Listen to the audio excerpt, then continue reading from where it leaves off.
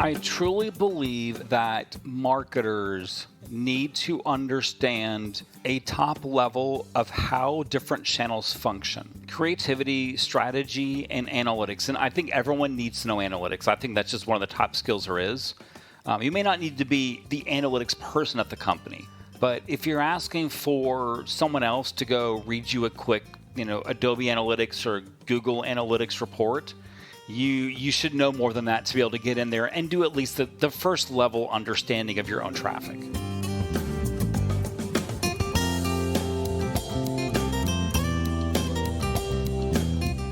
Welcome to Endless Coffee Cup, a regular discussion of marketing news, culture, and media for our complex digital lifestyle.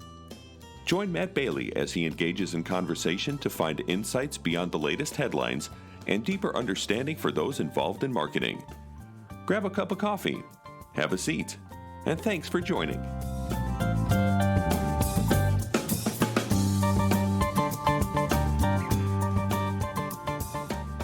Well, hello, listener, and welcome to another edition of the Endless Coffee Cup podcast.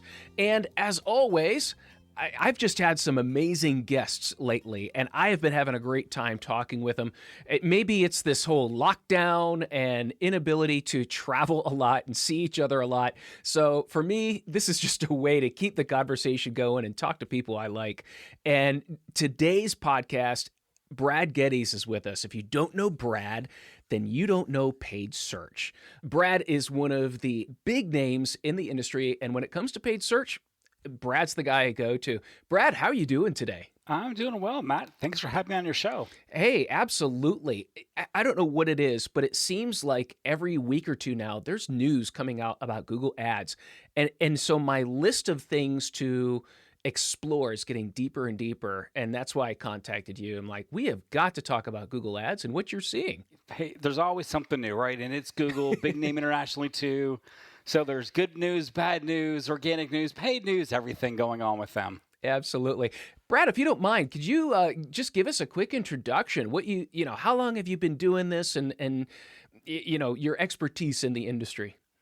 Sure. So I started in paid search in 98, organic a couple years before, so over a couple decades now. I've built software companies, agencies. Currently, we have another software company.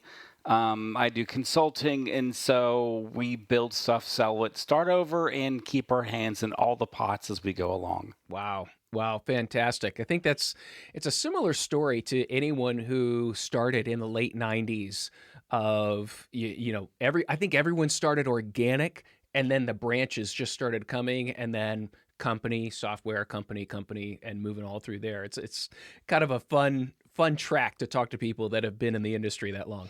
Yeah, it's been a good ride. Good. Hopefully it still will be. Well, Brad, one of the first things I wanted to talk about, and this was from just doing like an intro course with a group of small business people about Google Ads. And this was a couple of years ago, and I'm kind of showing some screenshots, and someone puts up their hand, and they said, I'm not seeing that. And okay, so I go over, and they do. They have a completely different interface. And somehow smart campaigns had come out, and I didn't even realize what was going on. And so I started playing around more and more with these smart campaigns. I hesitate to call them smart, Brad. What's going on with smart campaigns? And I feel bad for anyone getting into Google Ads and they're forced into this smart campaign. I think we should back up and talk about Google users real quick, right? So Let's do that. right? So you've got I have very little time in my life. I'm a small business owner. I just want something running, and I'm never going to learn everything to do it myself. Mm-hmm. Smart campaigns aren't terrible in that context, right? And then you've got no, I have a little more time, or I really care what I'm doing, or I can devote, even if it's 5 or 10 hours a week to what I'm doing, so I should graduate from smart and do these other things instead, right? And then you've got the ones who are true experts who are going to segment out their different types of, search and display and so forth. So it's not that certain campaign types are bad necessarily. It's that they're different. They should be used by different groups of users. Because if you're brand new and you try to jump into the deep end, you could have just as bad of results, right? Or probably worse results than starting with one of these automated things, but you have to learn from it. And that's really the trick to it, is how deep do you want to sort of go down the Google rabbit hole of advertising? Right, right. And that's a great comment right there, the rabbit hole of Google advertising. I mean, it seems like they are pushing it to be more and more automated. Like, and it's a good time to ask you, is it more of a trust us, we'll take care of it for you? Does that seem to be where Google's going with this? Oh, in many ways, it's a choice, right? So Yeah. when you think of Google, they are amazing at math. I mean, I will give them their kudos where it's due. Their math skills are unbelievably good. Right, right. They are terrible at understanding your business, and they're pretty average at linguistics. So when we think of the automation, that often sits in the math, the bidding, the really grunt work side in many ways, which people never really did well because it was grunt work and they sort of didn't want to do a whole lot of math. Right. Where humans bring a lot to it is creativity. And marketing is influence another person to take an action, right? Marketing is a person-to-person conversation, and there's these things in the middle, right? So the human still has a lot of work to do, whether it's steering a machine, right? I mean, you can't hop in an auto-drive car and say, take me somewhere. You got to say where I'm going, how I want to get there, right? It needs parameters. So humans are still setting a lot of guide rails for automation, and they will for a long time. Oh, absolutely. It seems to be, they seem to be really, really pushing the automation. And I've kind of played around both in my existing accounts and then some of these newer accounts just to see the difference in how they're pushing or recommending. And, I think it gets to your point, is how involved do you want to be? And can you be involved at that level for long amounts of time in order to get this into place? I think that's where you're going, but that's kind of what I'm experiencing. But at the same time, it just feels like there's this pressure of, trust our black box. I'm not trying to be negative or anything, but it just seems like that's where they're putting me. I would agree, right? I would agree wholeheartedly with that. And if you're newer, you often don't know how to verify versus trust, right? It's the trust but verify aspect. And so a lot of the new stuff is more, let me get, an education and have a clue what I'm doing so I can verify if I should trust this or if I need to do it manually, right? Where people who've been doing this for 5, 7, 10 years, whatnot, they instinctively go, that's not for me. This is, let me try this. And they have a better just sort of feel of when to use automation versus when to back off versus how to give parameters to the machine. And so some of the black box stuff, bidding, really good. Audience expansion, really good. How they do match types to your brand names, really bad, right? So there's a lot of places where the human really needs to overwatch the machine.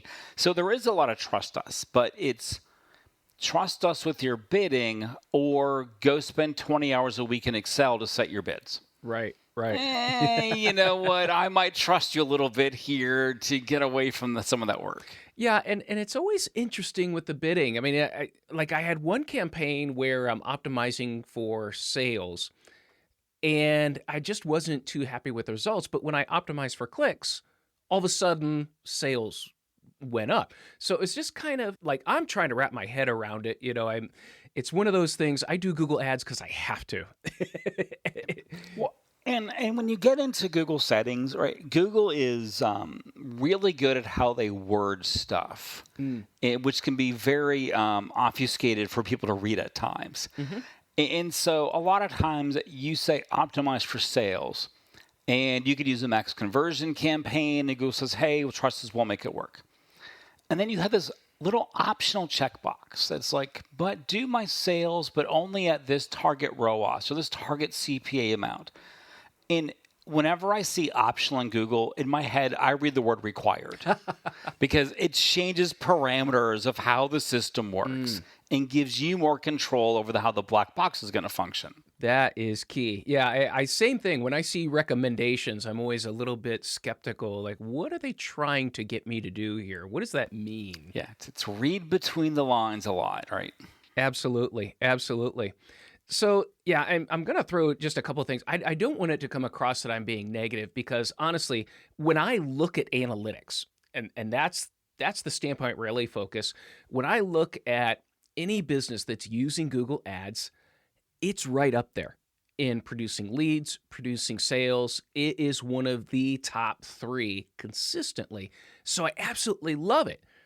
But to work with it, I find it absolutely frustrating. It's probably one of the most time consuming and frustrating of all the channels at the same time. When you're teaching people, is that kind of the expectation you give them? No, not necessarily, right? And Yeah. this is where once you have an understanding, so let's put some parameters in place, right? So there are companies who are managing 1,000 active campaigns in Google. Yeah, that's a 10-person team, and yes, they're going to do it full time. And then you have people who are managing two or three. Once you understand setup and how things go and what daily tasks should be, it doesn't have to be all time consuming. But this again gets into your statement, right? It's too much time. Well, then the answer is automation and black box. But if I don't trust the automation, then I have to do it myself, but I don't want to do it myself. So then do I need to trust the black box, right? And this, you're walking right into the balance marketers are making, right? Right. What side do they want to be on? Wow. Wow. You can't have both, right? Yeah, I guess that's the frustrating thing because I've always been the person who I want to control. I want to control what happens. I want to control my keywords. I want to control these things. I think there is definitely like a psychological barrier to just giving that control away. And this gets into, so when I started advertising, I mean, we're going to go back to last century, right? So your marketing per year was an hour, 2 hour, visit with the Yellow Page rep per year. It was maybe an hour a month with your radio rep, and every once in a while you made a new jingle or commercial for the radio. And then you had your newspaper stuff that you were running, and you were done. I mean, under 20 hours a year, and you were done marketing. Wow. Yeah. Right? And now we're saying, no, that's a day, which is a tough day. Or like, that's a week now, right? And so we've changed what was a year into what is now per week or per month for some people. That is so true. That is such a great example. Yeah, it's one of those things. Yeah, you just don't remember how it was back in the day when the transfer to now, and so now we have marketers growing up in this where it's so time intensive, and then you've got to divide your time between channels, between campaigns, between all these things. It's no wonder that. I mean, one of the things I saw on LinkedIn that digital marketing and digital advertising, they're two of the top jobs that are in demand for like the next, they were saying for the next 15 to 20 years. I mean, these are amazing skills. Right. Web development, IT, digital marketing. Now, I mean, that's top three of your top growth jobs. Absolutely. Well, let me ask you this, Brett. Since we're kind of on the subject of jobs, what are the top skills that if someone wants to focus on paid search, what are some of the top skills they need in order to develop that as a career path? I truly believe that marketers need to understand a top level of how different channels function. They may not need to know the depth. I'm no longer an SEO. I understand what SEO is and how it works, right? To understand how channels can even operate. Then from a skill standpoint in paid search, I believe the top three skills are going to be strategy, understanding how things work together to put certain strategies in place, because that's what the machines follow. Writing creativity. Early in paid search, math was the most desired skill, right, over creativity. It's marketing and machines are doing the math. So in reality, the persuasion's often been sort of understated, and it really shouldn't be. Analytics, because you have to understand how everything fits together. And so I always think of, and if you're going to be digital marketing, you need to understand a traffic driver, which is, paid search, paid video, whatever you want to do. Analytics to see how it converted. And then often maybe some website testing or CRM testing, or enough information about how back-end systems work to have intelligent conversations with your developers of what you need done, because you're not going to do all the integrations yourself, right? You have that conversation. Right. And then that informs your changes to your marketing channels, right? It's sort of like this nice little circle. But creativity, strategy, and analytics. And I think everyone needs to know analytics. I think that's just one of the top skills there is. You may not need to be the analytics person at the company, but if you're asking for someone else to go read you a quick, Adobe Analytics or Google Analytics report, you should know more than that to be able to get in there and do at least the first level understanding of your own traffic. I could not agree more with the statement as far as every marketer needs to have a firm grasp of analytics, because honestly, what we see in the industry now is exactly the opposite. Most universities, even if they're teaching marketing, they're not teaching analytics. It's not coming into it. I know when I teach analytics, I'll ask, those of you that are, in my marketing team, how many of you have ever had any formal training in analytics? Maybe one hand out of 30 goes up. It's kind of sad, but it's expected now. It should be, right? I mean, years ago, again, I don't mean to hop on the past, but you had to use like Nielsen, right, to understand your marketing effectiveness, which was sampling of TV watching data, right? And it was all sample data. Advantage of digital is we get everything. Mm-hmm. Well, we don't. It's a big lie. We get everything. We get everything sort of sampled, but, ignoring iPhone and all the problems, right? We get enough to make intelligent decisions. So you got to be able to read the data to understand what's going on, because we have better feedback loops now than ever in the history of marketing. Absolutely. And, especially too with analytics, paid search is such a dynamic process of adjustment of, anyone who's trying to improve their quality score. You've got to know how to read the data to know where to focus and how do I do that? And I'm finding that just that basic understanding of, that funnel from impression to click to landing page, there's confusion of sometimes what even the KPI is and what the goal is, and the language and to this person, the KPI means this. To this person, a KPI means that. And we don't have a shared vocabulary even when it comes to data. I work with a lot of enterprise companies, right? And one of the things we always talk about is a source of truth, right? So all your data is lying to you. That's just, we accept that. But you can't have your marketing team using one source of data and your organic team using a different source, and everyone's using their own source, right? You have to tell a consistent lie. So if you all have a source of truth you're working from, right, then at least you're lying to your CMO in a consistent manner.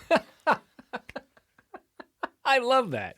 I love it. That is great. Yes, it is the refreshing, brutal honesty of digital marketing. And that's one thing I love to tell people is, and there's never such a thing as accuracy. So John Marshall, we both know John very well. I at one trade show years ago, I remember asking him, like, what makes, and if you remember ClickTracks, what makes ClickTracks more accurate than any other software? And he shushed me. He's like, shh. And then he says, and I wish I could do his British accent. It's just so lovely. He's like, in this business, we don't talk about accuracy. And I said, well, what do you talk about? And he says, we like to think that we are less inaccurate than our competitors. And right away, it's like all of a sudden the world just opened up to me. The clouds parted, the angels were singing, and I finally understood analytics. That's exactly it, right? It's really and that's why you can't use multiple sources, right? I mean, you have to, but in the end, everyone needs a source, and you have to understand it's not absolutes. Your systems will never agree. If someone who has to balance your checkbook, not that they exist anymore, balance your bank account to a penny, right? You should not be in an analytics career. Because it's never going to balance your CRM system and this and that, right? It would drive accountants insane.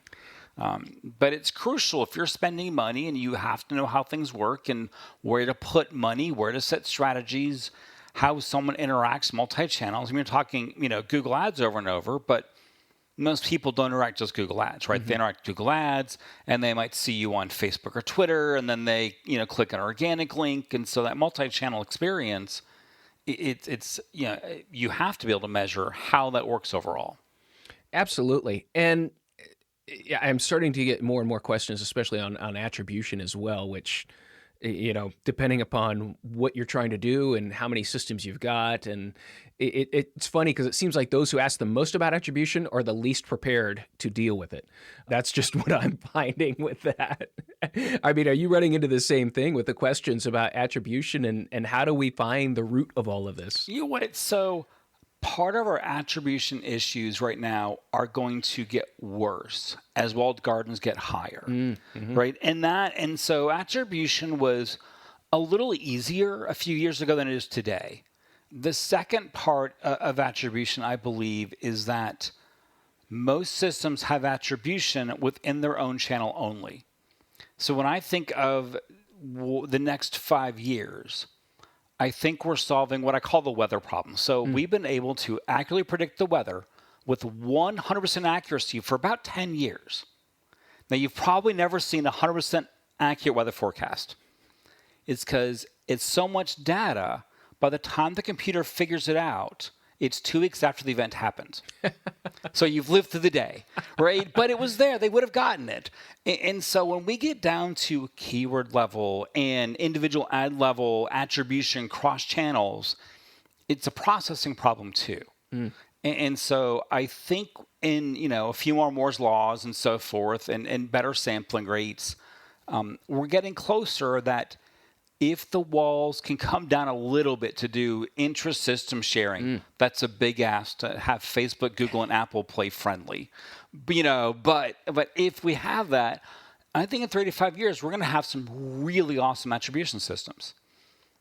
That's a huge if. And in the way today's world's going, we'll have less accurate attribution, right? Which makes measurement even trickier and understanding how to do incrementality testing and geo and cross-channel testing, a very specialized but very important skill set in the next few years. Wow. So you're seeing definitely that the generalist is not going to be able to play kind of in this playground, that it's going to have to take some focus and dedication to develop skills in different areas of this advertising. Yeah, I think generalists are always going to have a true generalist cross channels. It has a good perception of how channels play across each other.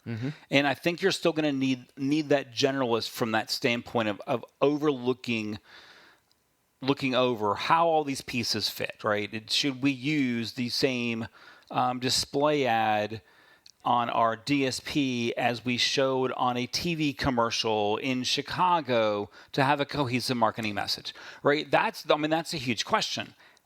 It may take a specialist to get the data, but you need a generalist to see the pieces to even ask the question. And so I think we will play in a world of both. But Google Ads, you could call it a video channel. You could call it a shopping channel. Right. It's, of course, a search channel. Right, and so I would argue that even now, you could have specialists within aspects of Google Ads. Right. A local specialist in local advertising probably is not the person you want running your shopping campaigns, and vice versa. Yeah, they do take a very specific set of skills and knowledge and focus, because even within those little areas, the nuances change frequently. We just saw, Google My Business is now rebranded to something else. I think even still shopping, there's always different changes to the feeds and things like that. Let me ask one question. You did say you work a lot with enterprise, but let me ask from the small business standpoint, how's a small business to keep up with all this? Right now, as a small business, it's a difficult world. It really is. So we used to manage a ton of small business accounts. Actually, when I met you, Matt, we're going back 15 years ago. We managed over 40,000 paid search accounts for small businesses and like 660,000 overall data points for them. And right now, a small business has the option of going to an aggregator, your web.coms, your whoever's, and saying, do this for me. They pay pretty hefty margins. They get decent data back, and it's better results than doing nothing. Okay. Option 2, they hire a small agency who specializes in this stuff. Little lower margin, better results.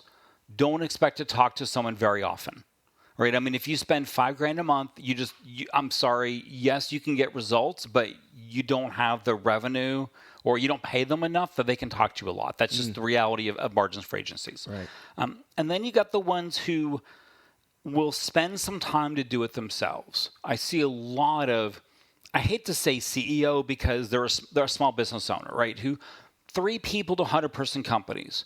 And the CEO does a lot of the marketing. And we've seen quite a few who have a firm grasp on what's going on and how channels play together. And they've often either done courses, they started themselves. They're going to have to leverage some sort of smart campaign. It's just the fact of life, right? Right. They're going to have to learn how to do some post boosting or something over at Facebook. They're going to have to learn how to do local reputation management or local business management across their Yelps and various things. It's a pretty good skill set. And what often I find is that the CEOs who devote their time to this, the small business owners, are better than 99% of agency workers, and they could actually go in the agency and manage the thing themselves. Right. I've seen a few small business owners who've stopped their small business and become local agency services because they were so good at it, right? And it's this weird progression I've seen over and over again because they learned enough for themselves and they went, we're really good. That's great. Oh, I love that. It does take that range of skill set, right? And it's a really tough ask for small businesses. Yeah, I see that as well. And you know, over the past few years, it just seems like that bar has just gotten higher and higher of managing a campaign. How much do I put in? I mean, just the questions are very basic questions for a very complex system. And yeah, the learning curve is just phenomenal. It's not going, I don't see how it can get better or how it can get easier because it is becoming such a complex thing. I'm often in the more Google bashing camp than Google fan camp at times, right? But if you were to say, what has Google done? What are their changes look like the last 5 years? They've made their changes to make average marketers better, right? So they've sort of ignored and said, hey, if you're really good at what you do, you can work around us, right? And so the smart marketers are working around Google a lot, where the ones who don't know anything, Google's like, hey, if we do this, you'll get more impressions, you'll get a few more conversions. If we do this, you'll get more. And so Google's using big data to make recommendations, which you should use your brain to say, no, that's a stupid one or that's a good one. But they're trying to make marketing easier. It's still very complex, right? But trying to make it easier for the person who doesn't know a lot about Google Ads. And that, of course, that's mixed results. I mean, and you're always going to find when you're taking large data sets to make individual recommendations, a lot of poor ones. Yeah. I mean, that's just the law of nature of doing stuff, right? But Google's made a lot of strides in trying to make that easier, which is why the experts get to sit back and say, those are all terrible, Google. But at least they're trying at times, right? And that is something they have devoted some time to. See, and I would put I am in the Google bashing camp, and I see those things, and my reaction to that is, you're only selling the perception of doing it better. You're not actually selling better results. To me, that's what I see as a lot of the perception, because you know, and I'm sure you've heard this too, like business owners will call, just ask, you know, they want me to do broad match, and you always say not to do broad match. And why are they trying to work so hard at this? And I just got to roll my eyes on that. Yep. And that gets into, again, right, where your rep support comes from. You spend a lot of money. We have some companies who have incredible reps. I mean, reps with a decade of experience who are really good at what they do. Yeah. Then you have your reps who are really salespeople with the name rep, right? And their goal is just to get more money quarterly basis. It's not really for results. Yeah. Yeah. I think the thing, though, that I see, especially with small businesses, is I talked to Google, and Google said, and it's like invoking the name of God, because they talk to Google, and I'm trying to tell them, you talk to a Google rep. The big difference, it's not the Google. it's Google. Um, and you're spending, $1,200 a month. So you're not, you're not getting the big guys. I always remind him, right, you're still talking to people. Some people are good, some people are bad. Right? Someone says, hey, I talked to your small business and I got this terrible answer. Like, hey, that's a new person we hired, right? It's the same thing. They're people. They're not the Google. I hear that all the time, right? No, it's still a person who works at Google who has X years of experience. And often, right, I'll tell people, if you're going to talk to someone at Google, ask them if they have ever managed their own accounts before they went to work at Google. Because you often have very different answers if they previously managed accounts versus they drank the Google Kool-Aid of here's the answer you're supposed to give because that's how we expect the world to work, not how it works in reality. As a regular listener of the Endless Coffee Cup, you know that I am passionate about learning and teaching others. With that, I've launched my own education portal for marketing professionals. It's at learn.sitelogic.com. I'm creating and launching a series of courses on analytics. First course is how to create an analytics strategy that aligns to your business objectives. The second course is 6 analytics skills that turn data into insights. The third course, launching in just a few weeks, is how to eliminate data overload and improve your presentations. This final course teaches you how to speak the language of the C-suite in your presentations, making you more persuasive, powerful, and effective in your marketing role. You'll also find short topics on data, Google algorithms, and local SEO. And finally, the centerpiece is the OMCA certification course. This is a 40-hour coached course that provides you with a solid digital marketing foundation. At the successful conclusion of this course, you are eligible to sit for the OMCA exam, and you'll receive a free voucher for the exam, a $225 value that is included with your course enrollment. I'm an advocate of the OMCA certification, as OMCA certified marketers make 16 to 25% more than their non-certified coworkers. The OMCA is proof of your skills and knowledge in this industry. Go to learn.sitelogic.com right now to accelerate your marketing career.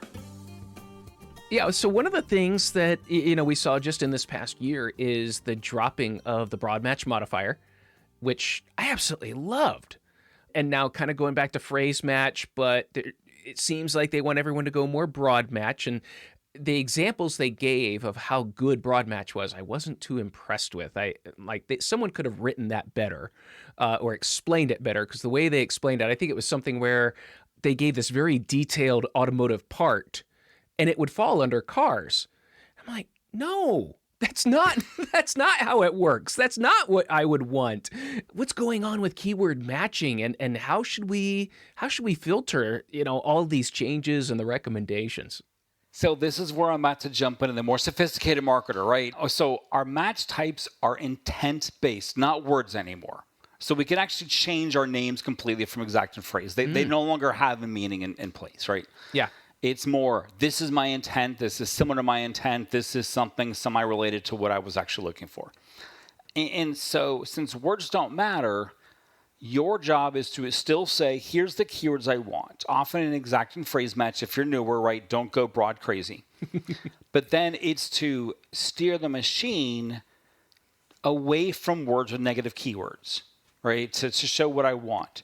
Now, the problem is, because there's so many low volume queries, if you're reading queries, you're back to wasting your time, right? So what you need to start getting into is Engram analysis.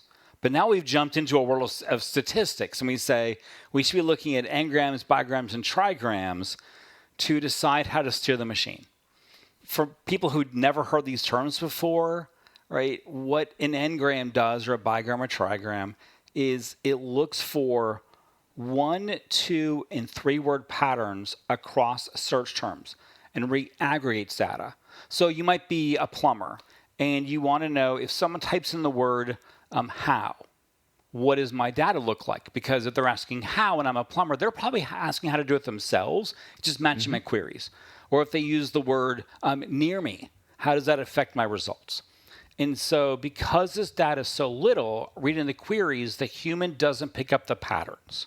Right? And you're not going to read 8,000 queries anyway, remember the numbers. So Engram analysis is something Google does not offer. You're going to run it, with a script or a third-party software or something, but it gives you better insight into steering the machine. And so right now we think of, here's my keywords. Google takes them as suggestions of how liberal they can be with it based upon the match type you gave them.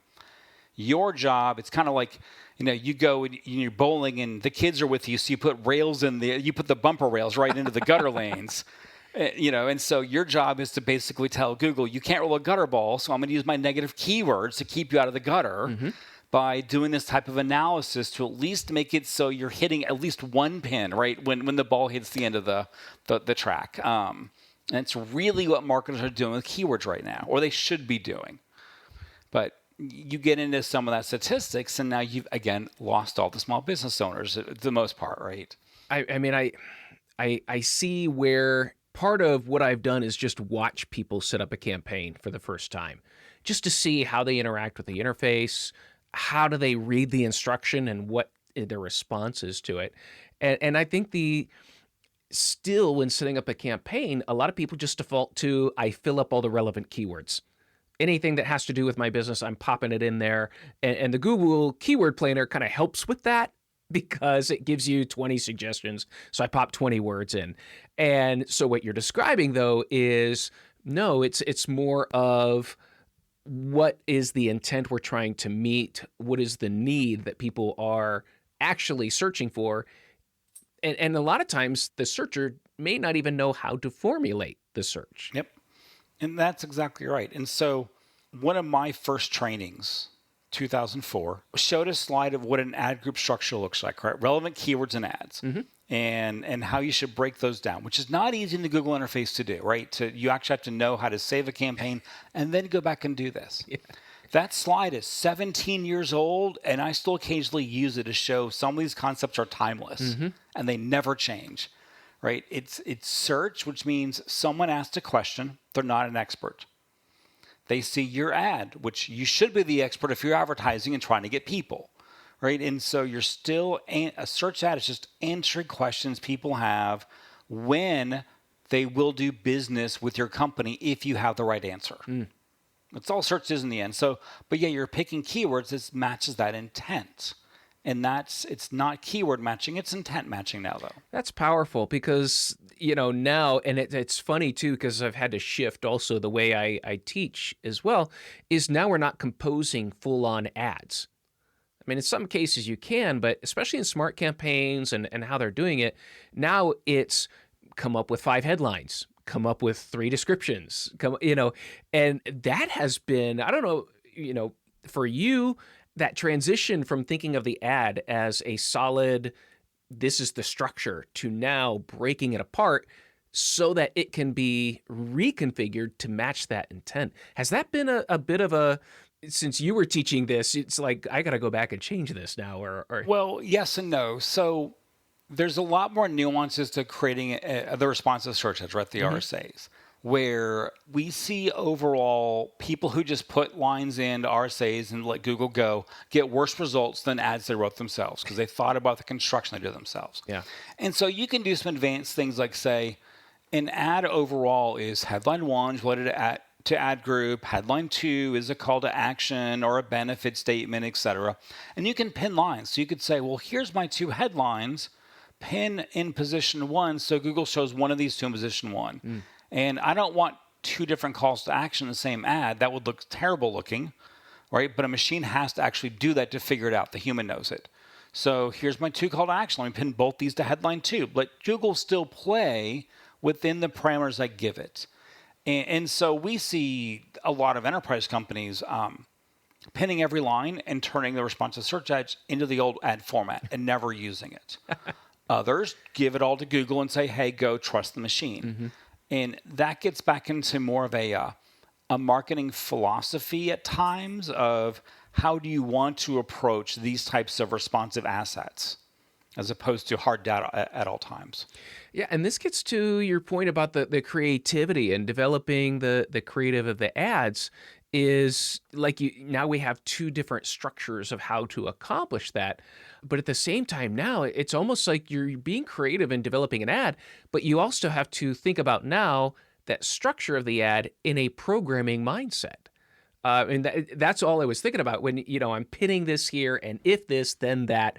It seems like, it's not only taking these creative assets, but now I've got to think like the machine in order to use the machine. Something I used to do at my old company, right, was run internal classes that were how marketers and developers can talk to each other.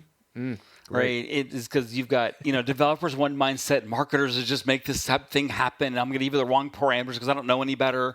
Right. And that's why you have project managers in the middle. And let's do some basic structure. If it's, however it looks like. And marketers who have that skill set, right, of talking to developers also then understand basic logic arguments. And I can break PHP. I can't code it, but I'm really good at breaking it. But I can read it. I say the same thing. but it means I can think in the logical standpoint, right, of how these things sort of fit together. And so often, Google Ads is built as much by the programmers build it, right? The marketers and the project managers say how we want it to run. In the end, the developers still have to interpret that and build it. So having a clue of how developers think and how those pieces fit together definitely helps with advertising these days. Yeah, that's powerful. I always used to joke about the marketer that goes back from the conference and walks into the IT room and says, here's what I need. And I need it, by the end of the week. And, and the IT people, programmers, there's blood in the water. They know there was just a request made that this person knows absolutely nothing about how it's going to happen. To that same point, it's just if you don't understand the language, the structure of how that comes in, and it seems like this is becoming part of that skill set with advertising now. It's not just the creative, but it's working with the machine to deliver the right creative. That the old mantra of the right message to the right audience at the right time is so very true still to this day, but to make that happen is becoming more technical alongside the creative. It is, but it's not, it's more the thinking aspect of it, right? So I don't think marketers need to go out and learn how to code, right? Taking a Python 101 class or taking a project management 101 class, right? A couple of those as electives I think would help a marketer significantly into the future. Right. They don't need the 201 and 301, right? They don't need the advanced level classes.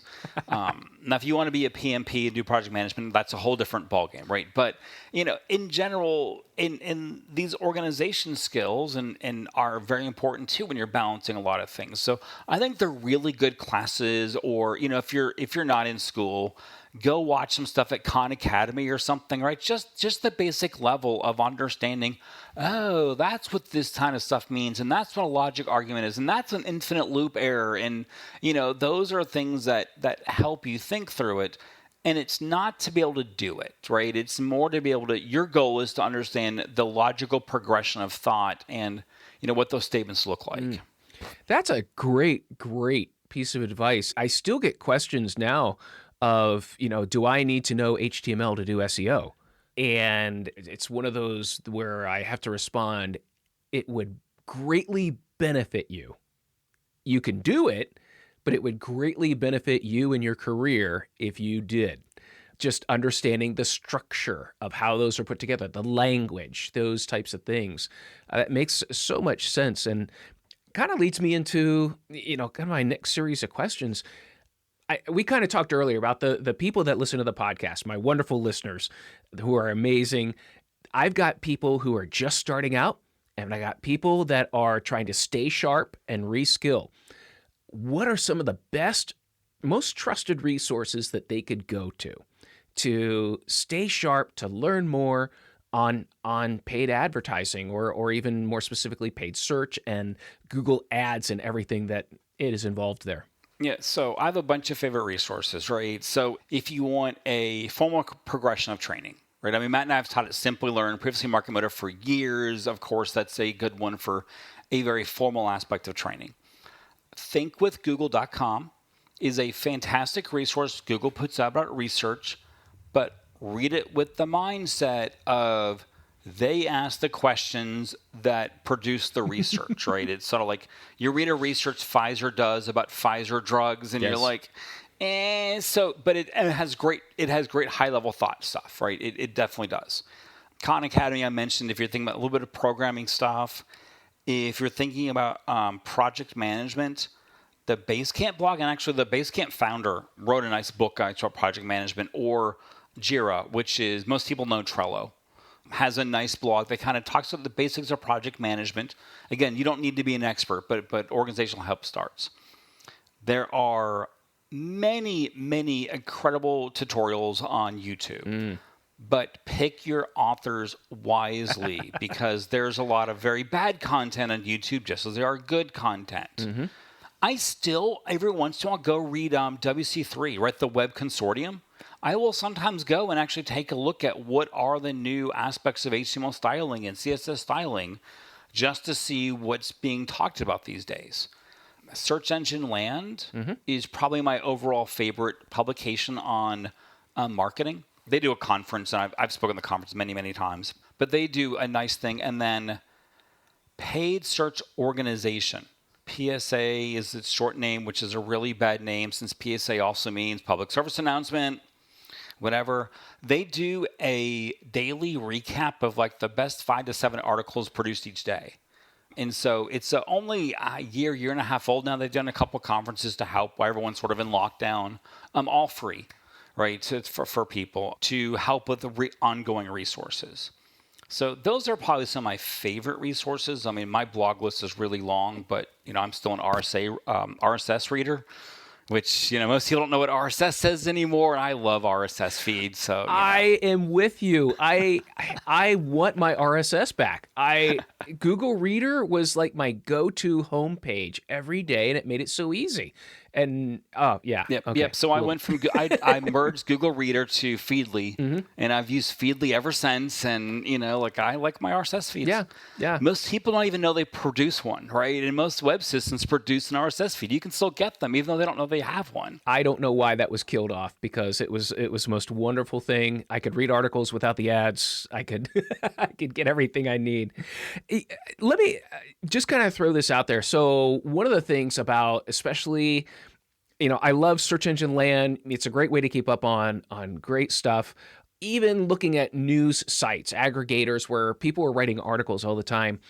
When people see articles that tend to be clickbaity about paid advertising, I read one the other day that was like, Google Ads is against small businesses and small businesses won't survive.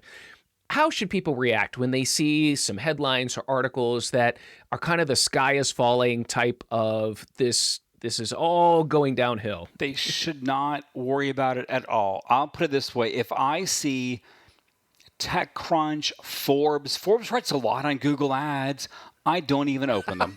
I don't care what the headline is. I'm like, it's a Forbes article on Google Ads.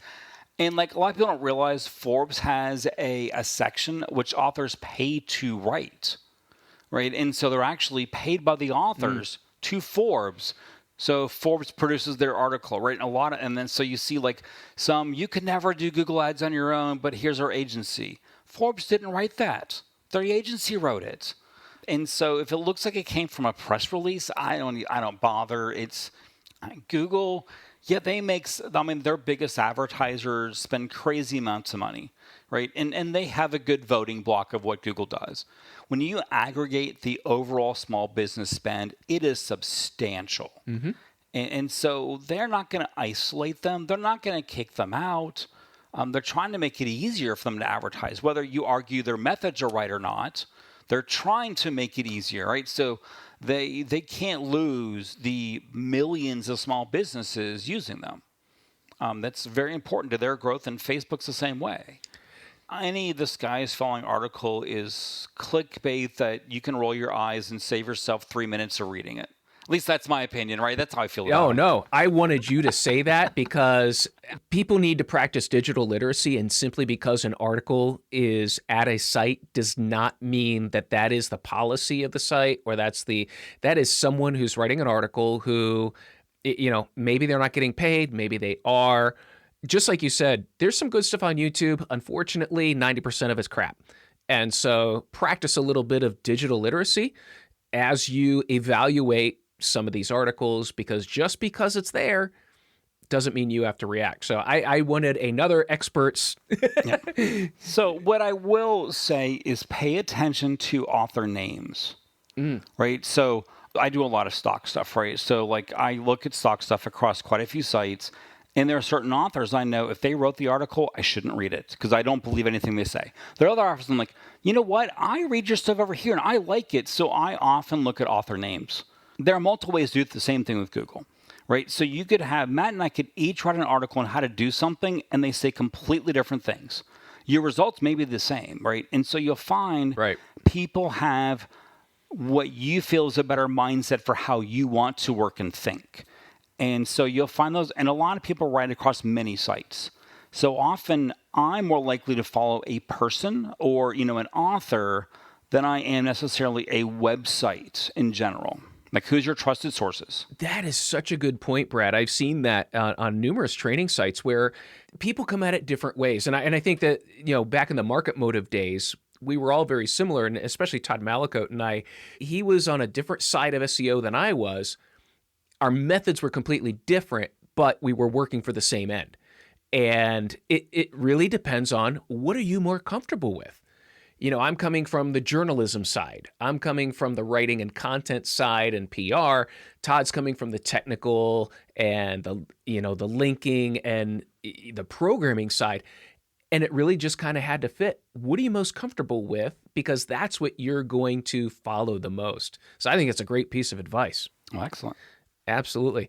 So, oh my goodness, I can't believe how quickly this has gone, Brad. This is time always flies by, right? I know, man. So I want to, before we end here, you the other day posted some software for free to assist paid campaigns.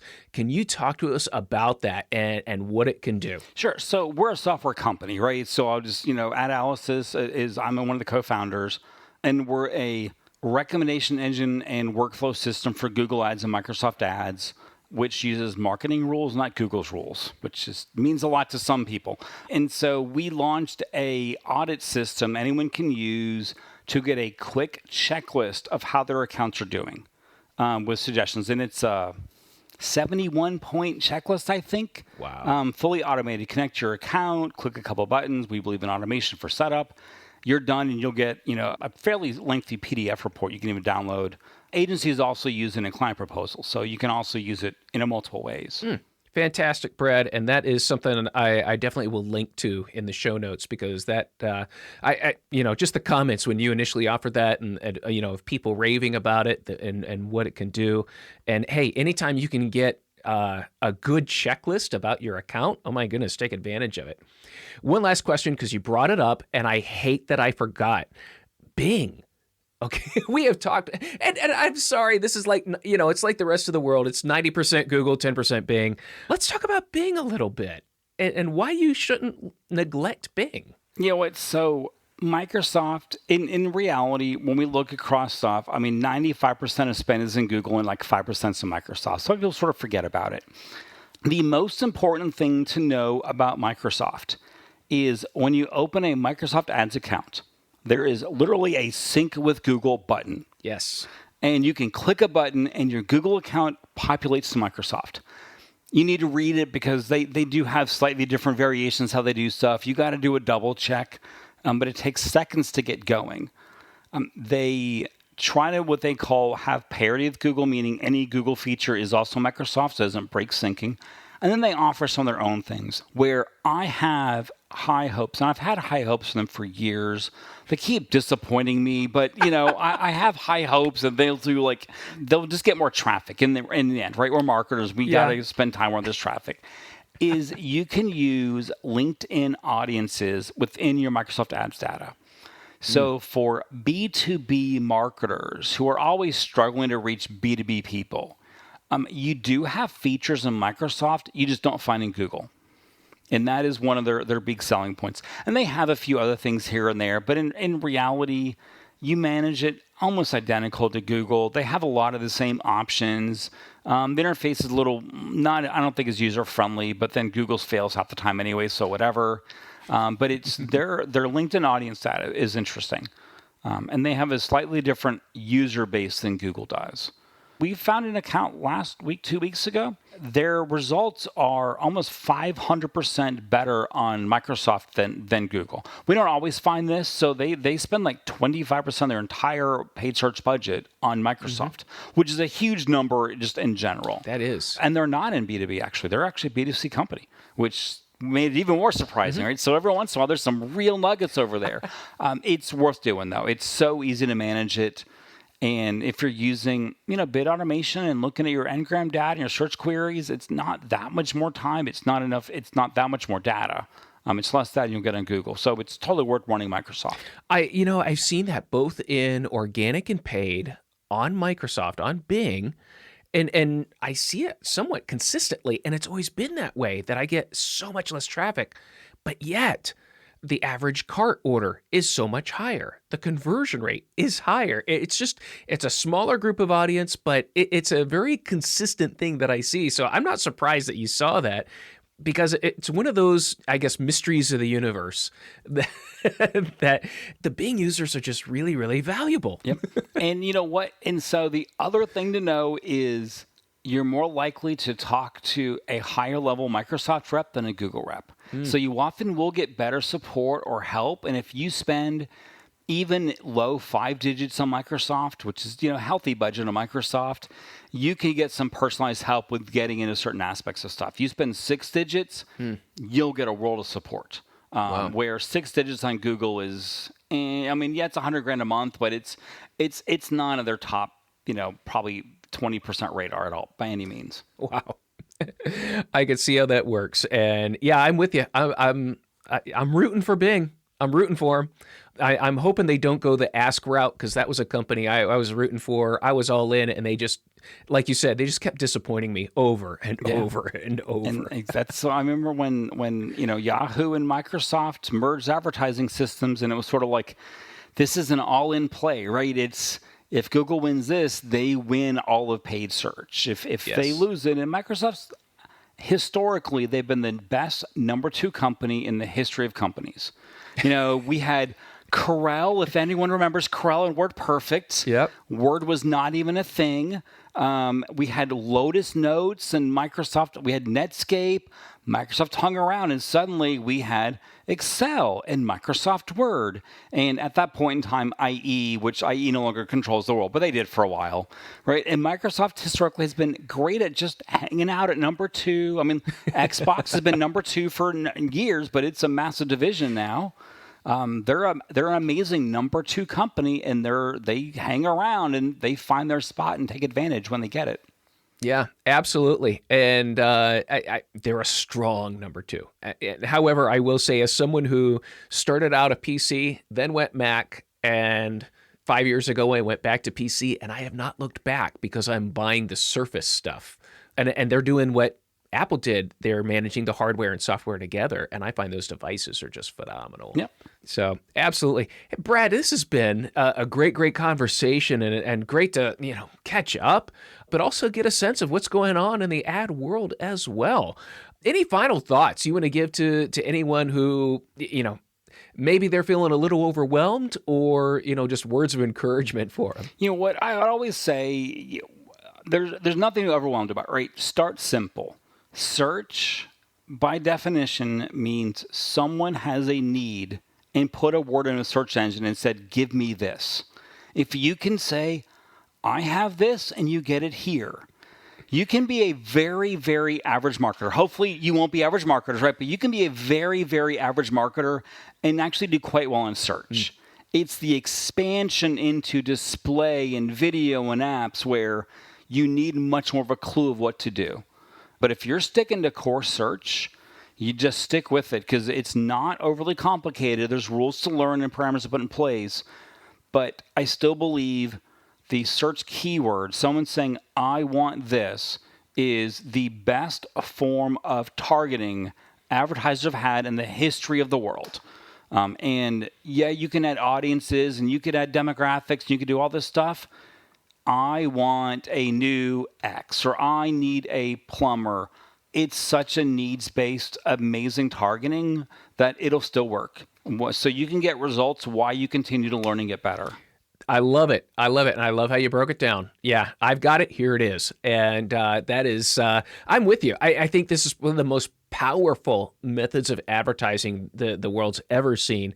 And that's why I always see it. Top 2, top 3, or maybe the number 1 in all the analytics that I see for companies. Even if they're doing an average job, they're still seeing so much results from it. It's just the small businesses I see that struggle and trying to get over that hump. So, but wow, way to break it down. Keep it simple. Absolutely love it, Brad. Excellent. Hey, I want to thank you for spending time with us. And Brad, where can people find you if they want to know more about you and check out your software as well? Sure. So Adanalysis, just like analysis with a D, we're ads at adanalysis.com. We have a blog, which is just free. We have videos and stuff at least once a month of new things to learn. You can find me at Twitter on BG Theory. You're more likely to find me on LinkedIn. Just search Brad Geddes on LinkedIn. I will be there. And that's where I probably hang out more than anywhere else. I'm with you there. And I will put all those links in the show notes so that, dear listener, you've got them all right there. And I would suggest highly that you take advantage of that Adanalysis offer. So, Brad, once again, thank you so much for your time today. Really, really appreciate you taking the time, especially in a busy time of your life and a busy time of year, to make some time for the recording here. Of course, Matt. It's great talking again, and I love talking to people in marketing. It's such a fun, dynamic conversation. So I'm sure we have a conversation yet again. It would be totally different. Absolutely. There's always something new, which makes it just so much fun. Absolutely. Thanks again for being part of the podcast. And dear listener, thank you for spending some more time with us. And I look forward to seeing you again on another episode of the Endless Coffee Cup.